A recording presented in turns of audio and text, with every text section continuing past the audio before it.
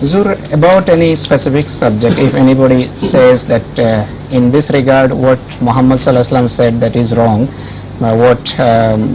anybody, he mentions any name, what anybody else has said that is right, these sort of statements, can it be considered as blasphemy?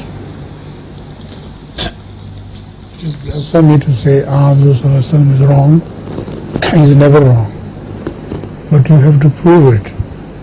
It's not just by insisting that Rasulullah was right.